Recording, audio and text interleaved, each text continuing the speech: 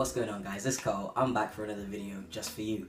So today I'm going to be showing you how to put on a binder. I just thought, following on from my recent binder giveaway, this is kind of a video that makes sense to do straight after, right? So yeah, just thought I'd show you. Now the type of binders that I'm going to be showing you how to put on are GC2B, so it's not Underworks. So if you are going to be buying an Underworks binder, I can't guarantee that it will work the same way, or bind the same way, I guess. Now before we start, a couple of sort of tips when it comes to binding. KT tape. On Instagram, it's a huge thing. Everybody's doing it, but it's not safe. It's not being proven to be safe to bind. It's not for binding, and it stretches your skin. It's just not good for you. So, if you can help it, please just don't use KT tape. Use a binder that's been, tested, confirmed, and absolutely safe to bind with, such as your Underworks binder, such as GC2B, such as any other brand that's out there. Now, obviously there's the basics as well. Don't sleep in your binder, don't exercise in your binder. You're not supposed to wear it for over 8 hours. Yeah, just sort of standard things like that. If you are to buy a binder, there should be some sort of information booklet on how to bind safely. Now when it comes to the age of binding, really you kind of want to bind 16 and up, if not 18 and up. You are still growing, you are still changing, so it could stunt your growth. There are reports of permanently deformed ribs, cracked ribs, punctured lungs, broken ribs, so please bind safely, because it's not exactly the safest thing to do. So let's get to it. So this binder is one that I bought quite a while ago. I've worn it about twice. So yeah, it's pretty much brand new. It's a GC2B binder, as I say, exactly the same as this one, but a slightly newer design.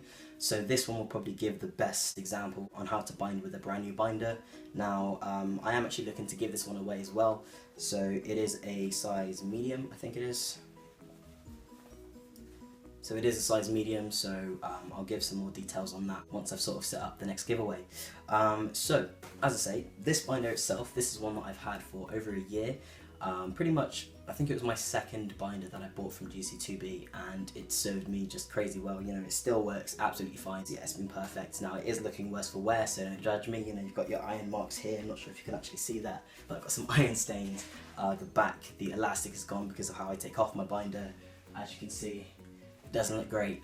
So yeah, don't judge me, but if it's not broken, then don't fix it, right? So I just haven't really used this one too much, just because this one works absolutely fine, and I thought I could give this one away whilst it's still new. So when it comes to sizing with your binders, it's best if you go onto any website, GC2B or Underworks for example, there'll be a size chart. So make sure you measure yourself. It gives directions on how to measure yourself properly, and make sure obviously that you fall into whatever bracket. If you fall between sizes, do not go a size below, always go a size up. Purely because, one, it will be too tight and it will potentially do all of the things I mentioned: ribs, cracked, broken, deformed.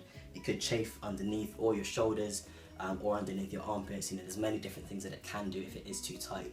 And if you go a size up, it will just be more comfortable and it will fit you how it should.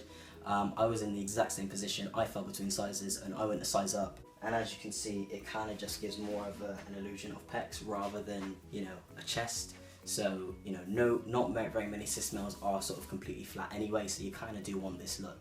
So, going on to the main bit, how to put on the binder. I think I actually do it wrong, to be honest, but I just did it how I did it. I just kind of worked it out as I went along. There are some people who put it on on the over the legs method. I don't really know how to do that, but as far as I'm aware, you put it inside out like so. So now it's inside out, and then you sort of step into it, put it up, and then obviously when it's around your stomach, you kind of pull the arms over and up your shoulders. But as I say, I've never done that one, and I don't know if it works on GC2B. Now, if you're going to put on a binder for the first time, especially a brand new one, preferably make sure that somebody that you trust is with you. Purely because if you get stuck, at least they can help you out. I put on a binder for the first time by myself, and I got stuck, and I'm not going to lie, I panicked. That's probably the worst thing that you can do. So if you have to put on a binder by yourself, if you get stuck, just breathe, don't panic, and just sort of think, okay, how can I get my arm out of this? Just do a bit of problem solving and you get out of it. You're not going to be stuck in it forever, so just try not to panic, because it doesn't do you any favours at all. So the way that I put on my binders, put your hands through the bottom bit, of course, through the little armholes, and I just kind of put it on like a t-shirt. Plus GC2B, they are kind of stretchy, so the back is quite stretchy, and this bit is just mesh. So put it on like so, and then grab this bit and just stick your head through it, and then you just kind of work it across your shoulders, and pretty much there, really. Wow, it's tight putting on 2 binders, don't do that either. But yeah, that's pretty much all that there is to it when it comes to putting on these 2. So obviously that binds well.